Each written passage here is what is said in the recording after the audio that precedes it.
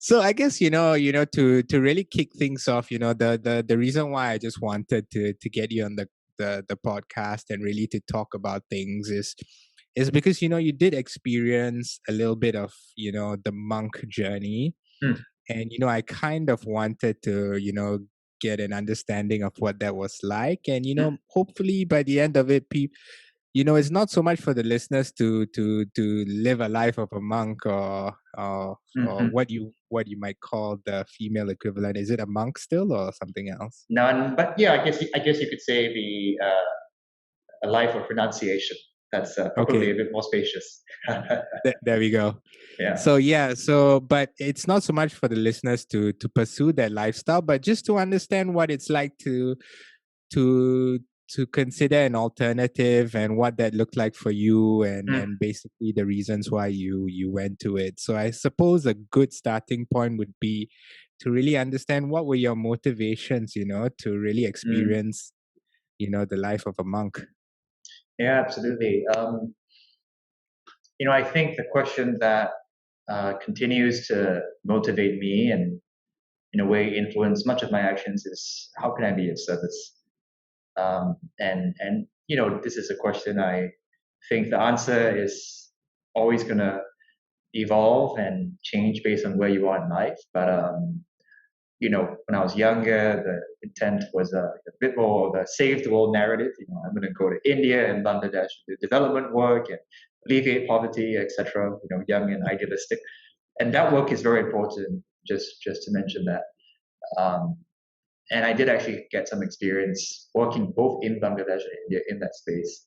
That ultimately came to the conclusion then that I didn't have much to offer. I didn't have much skills, or at least I felt I didn't have much skills to offer. So I saw the very shiny, management consulting. Build your skills in problem solving and etc. And very shiny, no doubt a prestige to it as well, attractive package, and somehow got into that bandwagon for some time. I joined McKinsey and Company, which was a very formative experience. And I didn't stay long at McKinsey, just a year actually. Um, it trained me a lot in many ways, but I looked around at the very senior level and I saw that many partners, these were people with Harvard, INSEAD, MBAs, extremely smart. Back then I thought, oh, these are the smartest people in the world, were extremely unhappy. There were issues of overwork, alcoholism, even sexual misconduct that went unreported that I saw for myself actually. Um, and it just got me thinking, if these are the smartest people in the world, something's fundamentally missing here. So I left the firm, continued in consulting, but joined a boutique firm and, with an ex-McKinsey person actually, and she was trying to bring a bit more humanity, a bit more coaching, a bit more human-centeredness into problem solving, which I really appreciated. And that was once again wonderful experience. Got to do a lot of amazing work with the Singapore government, other big firms as well, with around how do we still do what we got to do in a more human way, essentially. But I suppose that question, how can I be of service, still continues. And then one day I just met a monk. Basically, back then I was exploring mindfulness and I was using the app Headspace, quite popular these days. Used it for pretty much 3 years. And at some point I thought, I want to experience this, like not just some dude talking to me in my ear. So maybe I should attend like a mindfulness retreat.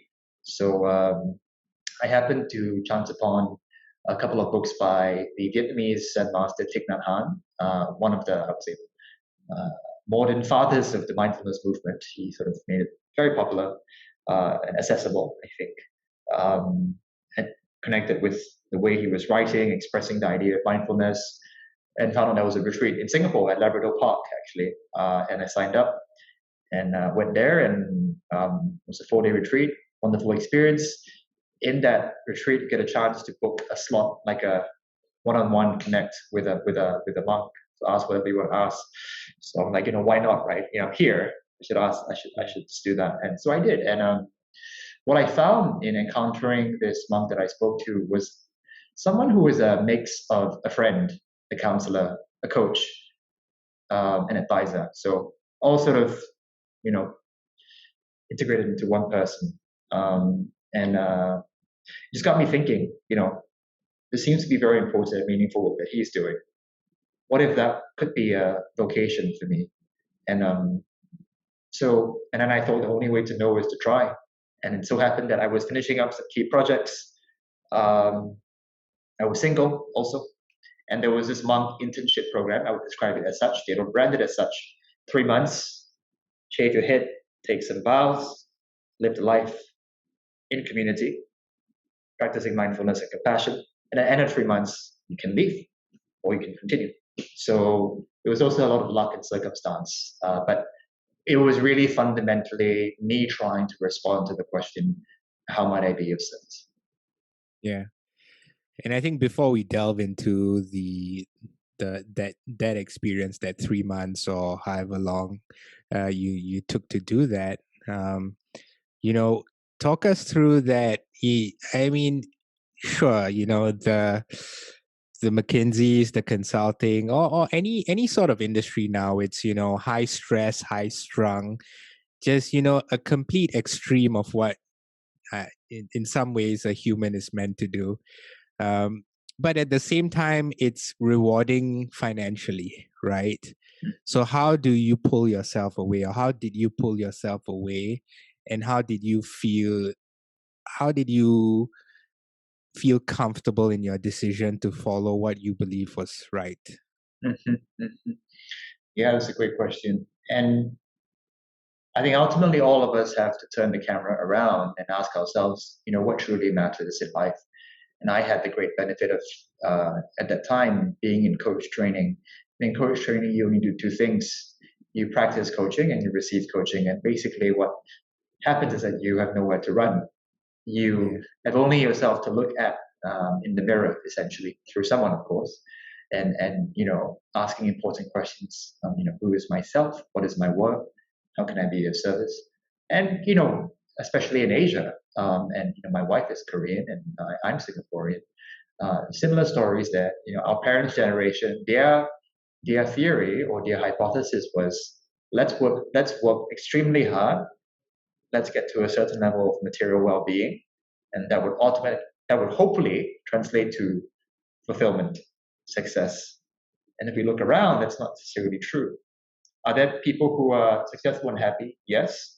But often you find that the most unhappiest people actually are the ones who are extremely wealthy or in very high positions. So yeah, I think that's a question we all have to answer for ourselves. But being at McKinsey and back then with a bit of rose-tinted eyes, thinking, oh, these are the smartest people in the world, Harvard, INSEAD, MBA, senior partners, working with elite organizations, commanding high pay, high respect.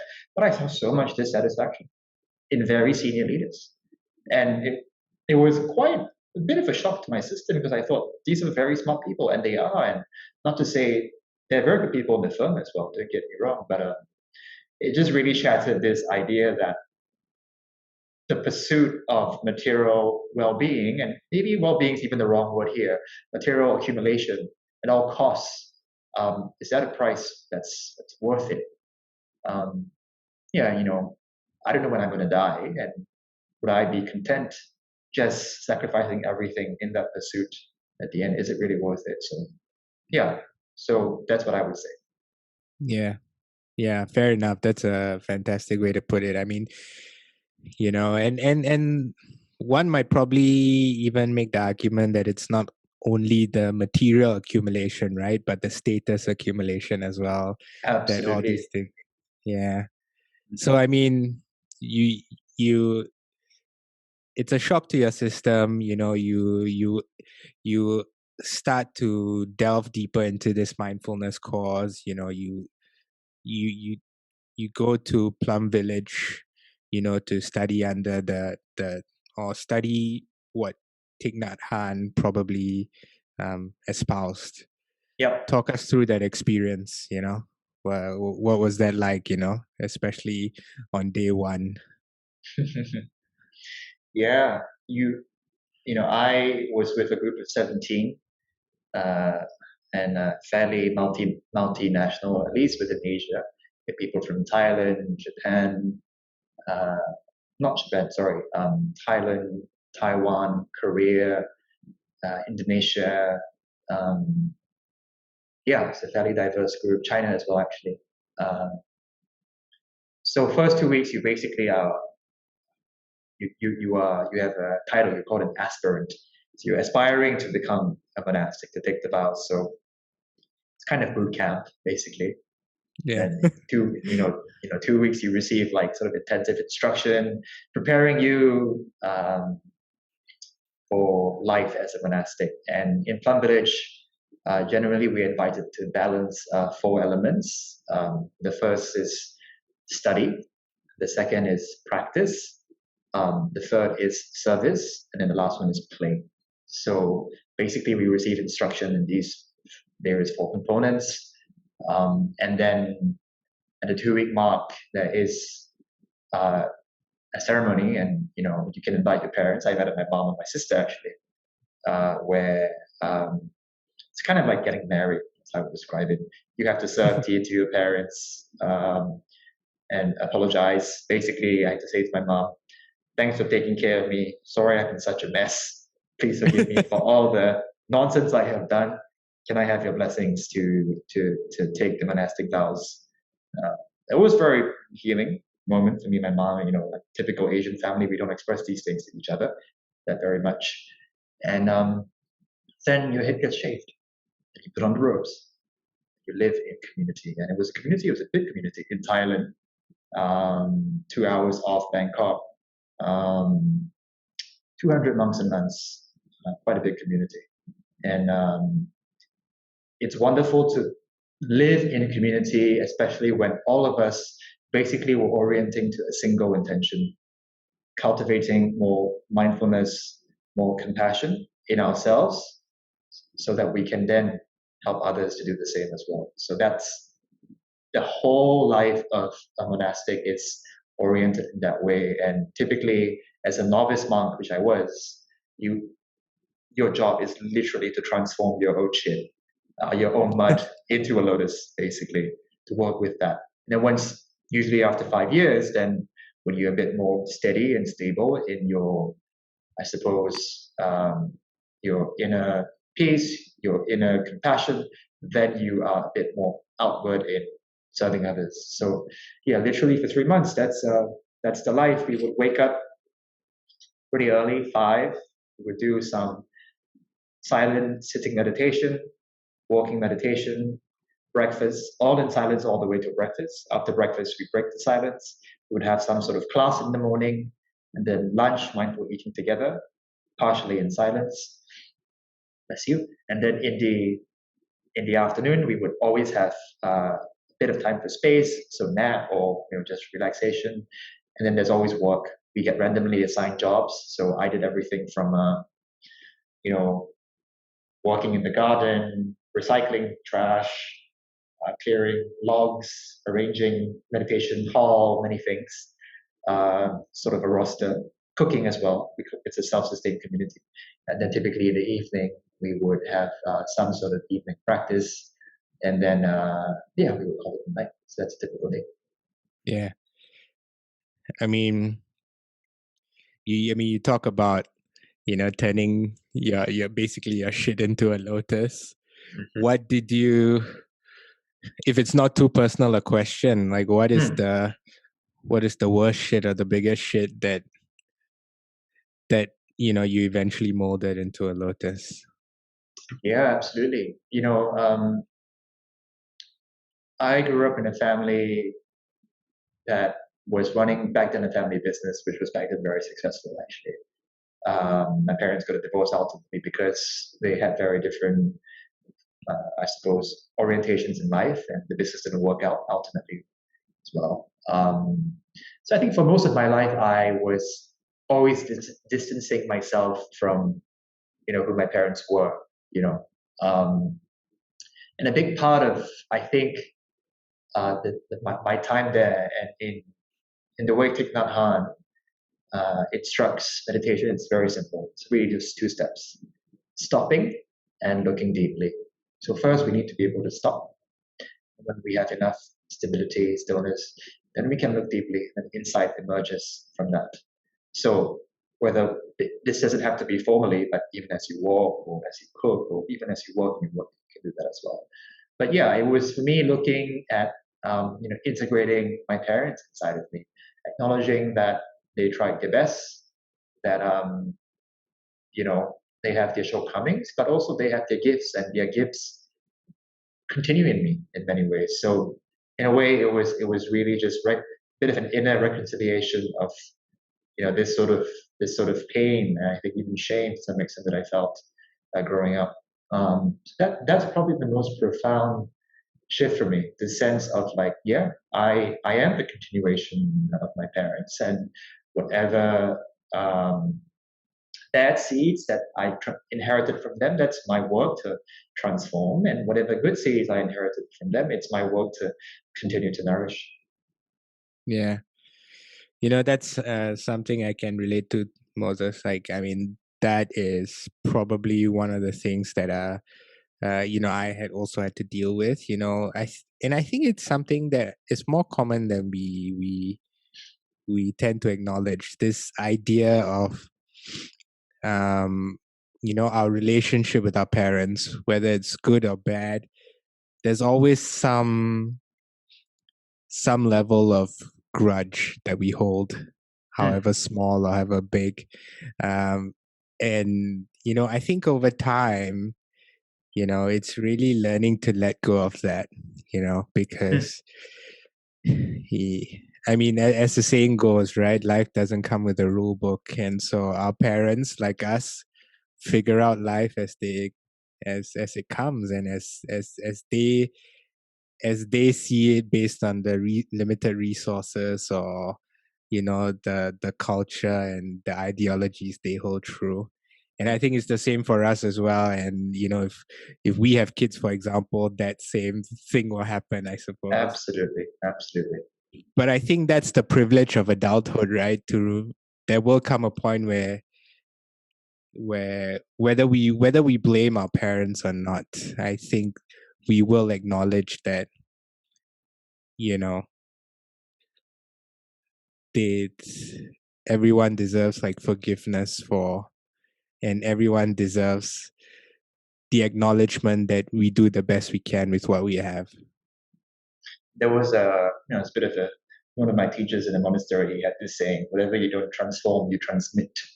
So if you are holding, resentment, trauma, anger, sadness, if you don't work with that, you end up transmitting it unconsciously or consciously. So it's in our self-interest, I believe, to actually work with whatever it is, whether it's originating from our parents or from some other place.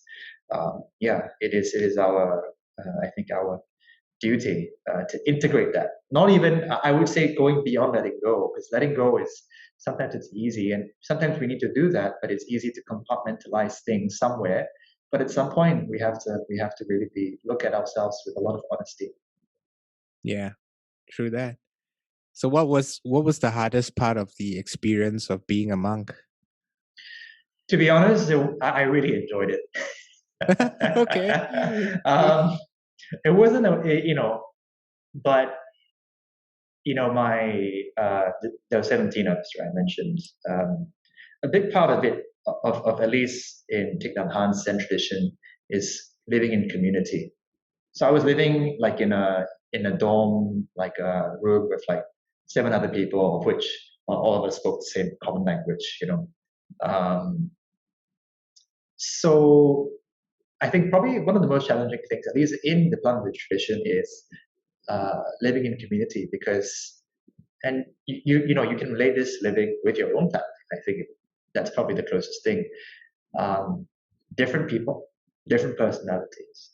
So are we able to let go of our egos? Are we able to meet people where they are?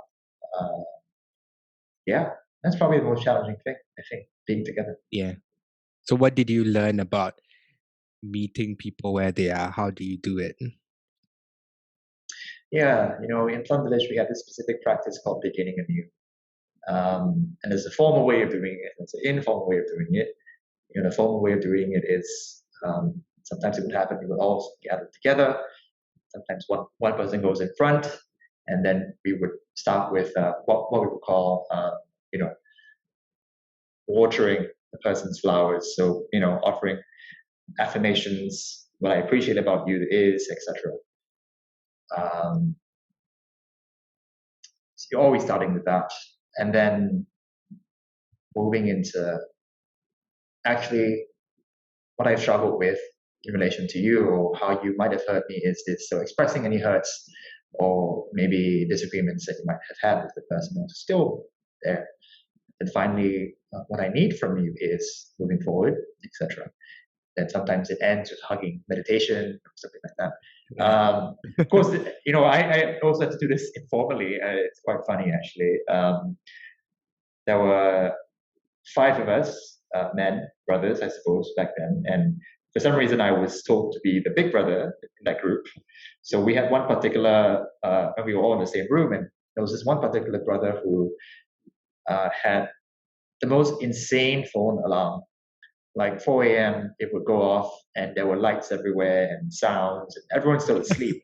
You know, and this was early on in the journey, so we didn't know each other that well, and um, all of the other brothers came to me and said, "Hey, can you do something about this? You're the big brother, right? You got to do something about this. This guy is like, I mean, it's clearly like not aware and like not thoughtful, and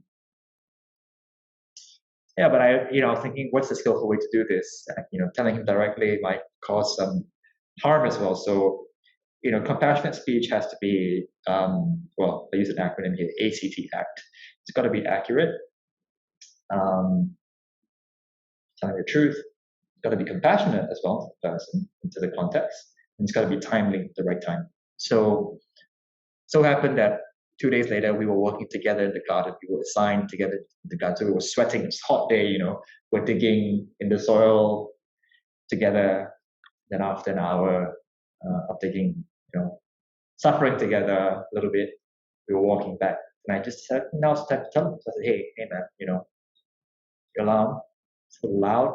Do you think you can do something about it? He said, yeah, no problem. So yeah, that's informal, right? Beginning anew, in the sense that we were in an experience together, a shared experience of suffering, and therefore bit more open to each other. So yeah, that's kind of how I worked with that. But if I were to generalize that, I think um, how do you be wise and how do you be compassionate? So have a positive intent to benefit the person, the team, the situation, and also be wise about how sharing something with someone that might be difficult for them to receive, in general speaking. Yeah. Yeah, it's interesting because that's probably one of the most powerful things we can really take into the world outside the monastic life, right? Like just this idea of compassion and really speaking to others in that compassionate way, which is easy enough to do when you're in the right frame of mind, right? But when you're filled with anger or impatience and stuff like that, all these things that all of us feel on a day-to-day basis, whether it's at work or something like that, then it really becomes much harder. What would you say is the most memorable experience you've had from this Maybe from this I'll just make one quick comment about what you said, and there's a sort of Zen saying, um, chop wood before the winter. So before winter comes, you have to prepare the firewood. Similarly, don't wait until things explode and then try to fix a relationship. It's very important to first spend time with yourself and cultivate more inner stability, joy, etc. And then to also work with relationships to improve them on an ongoing basis. So chop wood.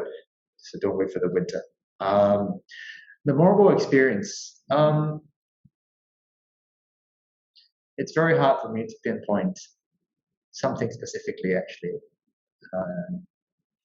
Because one is, I think, I mentioned earlier when before I took the vows, that very sort of intimate moment with my mother, sort of sharing with her, thank you, I'm sorry, please forgive me, can I have your support? I think that was very healing, just for me and my mom to start with.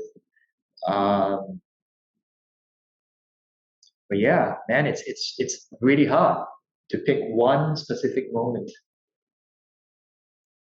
Thinking, Or how you about know, this? If I were to rephrase it, right? What is one experience, like if someone were to say like, only tell me one experience from this monkhood, what would be defining enough that will do it just that whole experience justice? yeah, I hear you. Um, just tracking back mentally to see if something specific is coming up.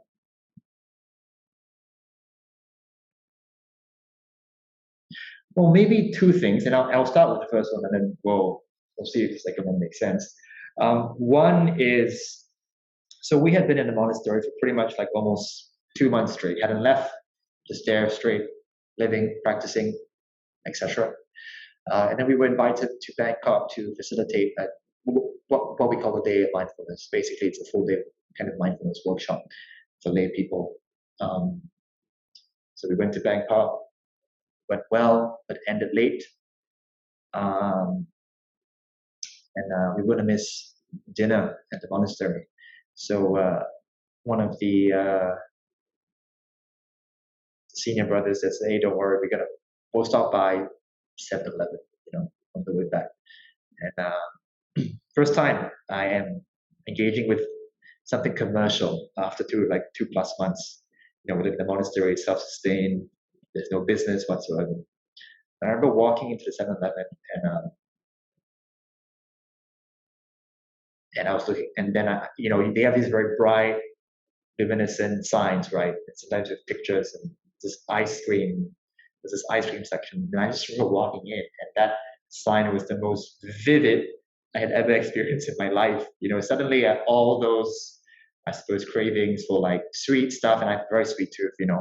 Ice cream and cake. In that moment, it just sort of really almost like blew up like fireworks in my mind. Like, oh, gotta have that, gotta have that.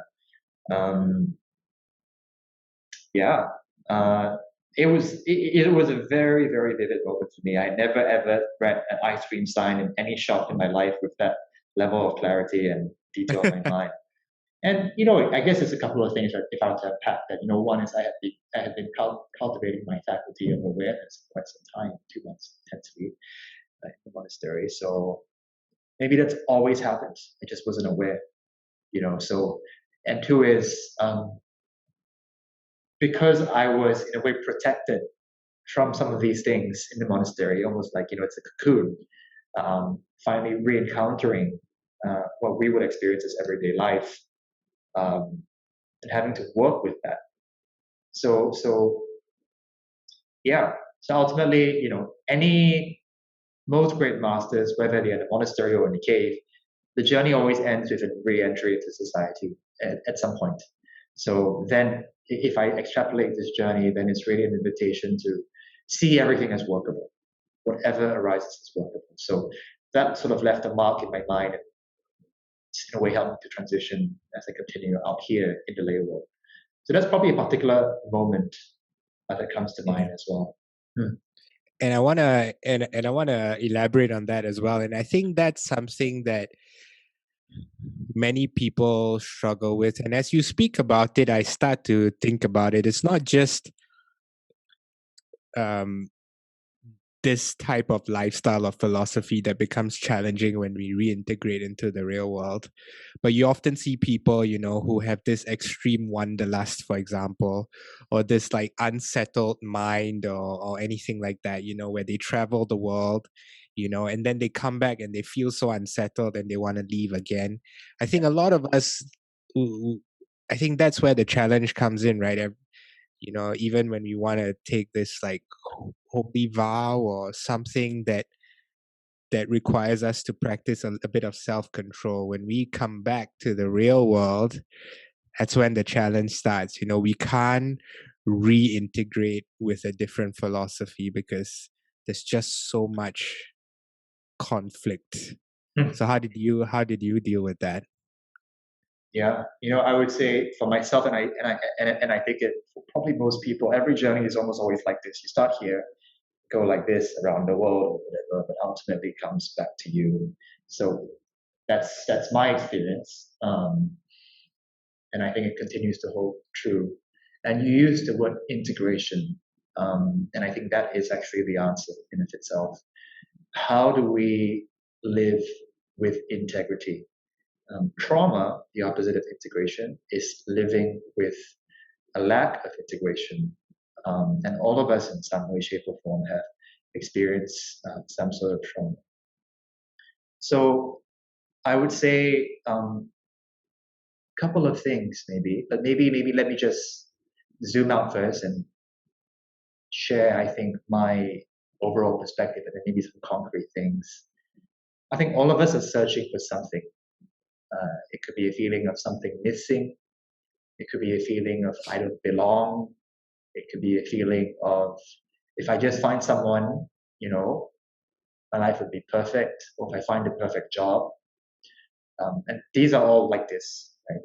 We're all doing this, but at some point you have to come back here. But what are we coming back to? Um, we're coming back to what I believe, and this research backs up as well, to this sense of basic okayness, which is fundamentally I'm okay where I am, in my own skin. Yes, circumstances are probably never ever going to be perfect, but there's a basic okayness that I can return to inside myself, wherever I might be, wherever I might be with. So I think that is the journey of life from my perspective. So how do we actually rediscover, because it's already there, this sense of basic okayness. I'm not even using the word good here or like, high, but it's a basic okayness. Uh, and I think there are a couple of things practically to do to get there. And one is most of us probably have some sort of trauma or depression. So I think you have more to say about this than I do. But um, firstly, just getting the necessary support to bring our shadows into the light, so to speak, and work with them, and try to integrate them. So the 5-year-old part of you that was ashamed or alone, bring that in, integrating that as part of you. So I think that's really the first step, which is let's get support to bring our shadows into the light, to transform them, to work with them. And then two is everything ultimately boils down to your mind. Here, I don't know where it is, but um, yeah, cultivating your mind, in whatever tradition, secular or otherwise, that's supportive for you. But from this basic okayness springs many qualities like wisdom, compassion. So sort of training your mind to connect with these basic qualities more and more and more. And then finally, go be of service. Serving others is probably what some might call enlightened self-interest. When you serve other people, you feel better. So if you only do the first two, it's kind of insular. Me, I, me, mine. I'm going to solve myself out and then care for everyone else. But also have an intention to benefit other people. And then I think those are three things I would say to start with. In summary, which is, get help to sort out your trauma, cultivate your mind and its good qualities that are already there. And then three is be of service. And then I think that's still the journey I continue to be on. Yeah, beautifully said. What do you, is that what your time in the monastic way, I mean, is that what it taught you, or was there something else more valuable that it taught you about life in general? I mean, there's so many things. I mean, to harvest from the monastery. But if I were to essentialize it into a fairly famous sort of mantra from Farm Village, it's no mud, no lotus. And that's the idea that a lotus only grows when there is sufficient mud. You don't have the mud, the lotus will not bloom. So that really brings back to the point of integration. So the biggest insight for me is to work with the mud and to see actually the mud as necessary conditions, fertilizer, to allow the lotus of my life and myself to bloom and to offer the fragrance to others as well. So I would say that's probably the biggest thing that I continue to draw from, at least from this particular tradition, Plum Village. Um, Yeah, that's awesome, man. So what is your lotus, if that makes any sense? You know, if you were a lotus now, who are you? I used to think of compassion or service as a very big, lofty idea, but I think the more I engage with this myself, it's, how can I be of service? How can I be there for the people who I'm directly in contact with on a day-to-day basis? Whether that's with, the delivery drivers who are working around the clock these days to get us food while we're knocked down in Singapore, um, offering them just a thank you and a compliment, or engaging with a difficult client, and being firm but compassionate, or listening to my partner who might be having a hard day, and also just being with myself. So part of this also is, it starts with, another saying in Bangladesh is, peace in oneself, peace in the world. This whole idea is you also need to start with yourself. So, but in essence, I think it's working with yourself and what's in front of you. That is the lotus of my life, at least. And if I can, I probably can't offer much except the little interactions that I might have with people on a day-to-day basis. But that gives me a lot of contentment, energy, sometimes frustration, many times frustration, actually, for sure. Yeah. But yeah, that's what I would say. Working with the circumstances. Yeah, which is more than many of us, I'm sure. That's a great start. So, final question, you know, using your experience, trying to, um, or maybe before that, before the final question, I'd like to ask, so what made you not continue in the monastery? What made you come back out into the real world, so to speak, or It's a great, or to integrate into the real world? mm, mm. It's a really great question. Like I said, it wasn't a hard life for me. Honestly, I really enjoyed it. Um, and we had some time towards the tail end of the program, the monastic program, to ask ourselves, whether we wanted to continue or not.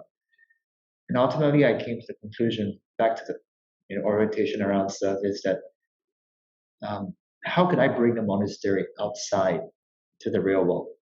Because the number of people who would self-select and visit such a place is very limited, actually. And given my background in the corporate world, these days, the kings and princes of our time are the CEOs of large organizations. There's research showing that your direct boss has more impact on your health than your partner does. So, Wow. how do I bring these wisdom practices out to the world, to the business world in particular, to the places of power, to the places where decisions are made, so that hopefully the workplace is a bit more human, people feel more content, more happy. So yeah, that continues to be the intention of the work, I think. But it really was back to the starting point of this conversation today, which is, how can I be of service? Yeah, that's a very powerful why. So, final question. You know, through your experience, in the monastic way, what do you think is the value of uncommon experiences like this? In your words, it's a very self-selective one, not something just every Tom and Jerry would do, right? So, like, what do you think is the value of these types of uncommon experiences? Yeah, this is my consultant brain here, but There's a lot of research on this actually. This framework around ritual. And this it's usually a huge um, situate, search, shift, sustain. This is the work of Dr. David Drake, narrative coaching. But often any ritual involves leaving the familiar, whatever that might be. So externally, it's helpful to leave your comfort zone, to enter into a different space. And then when the external world changes, the internal world changes as well. And then you get to work in the internal world, which is your character, your aspirations, etc. You work through that. Then at some point you have to re-emerge in the external world again. So I think the value of such experiences, and I know most of us still may be in lockdown, but it's possible.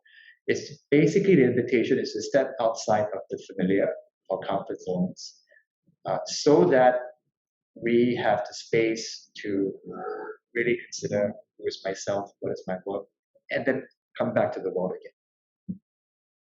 again. So if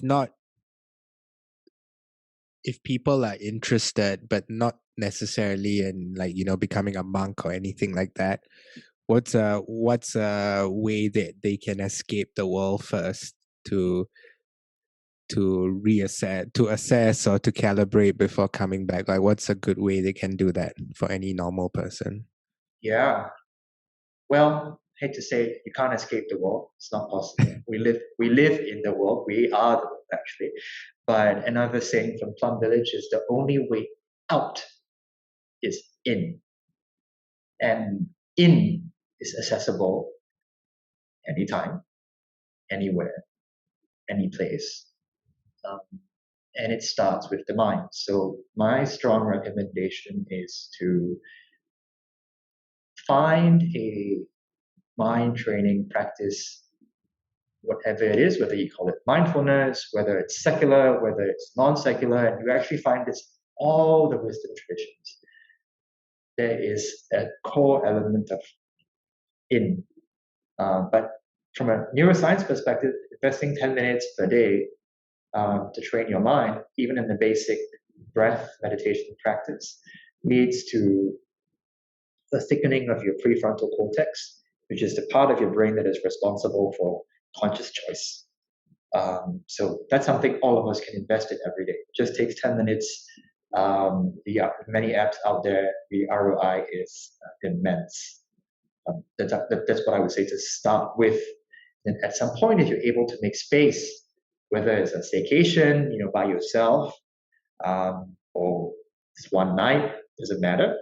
But creating space just to be alone, and to give yourself the space to really ask yourself to stop and to look deeply inside of yourself, to answer two fundamental questions: who is myself?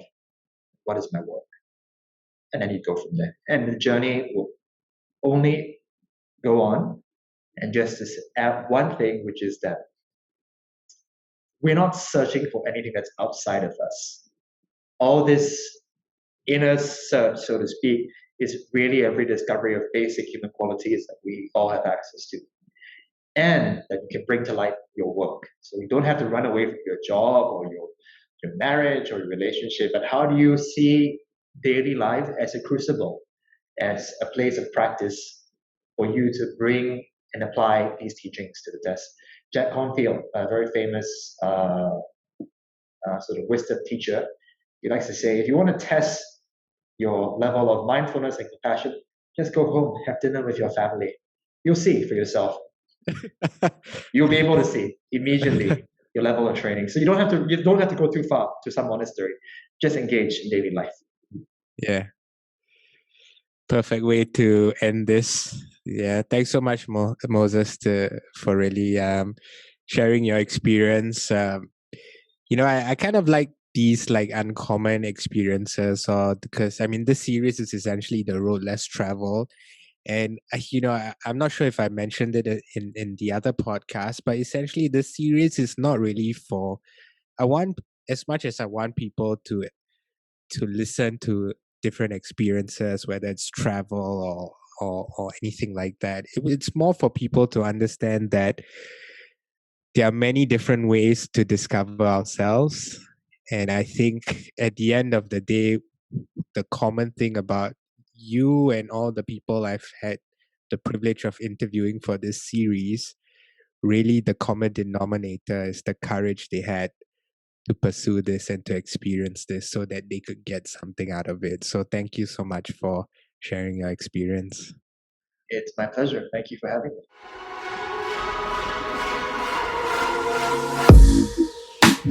me.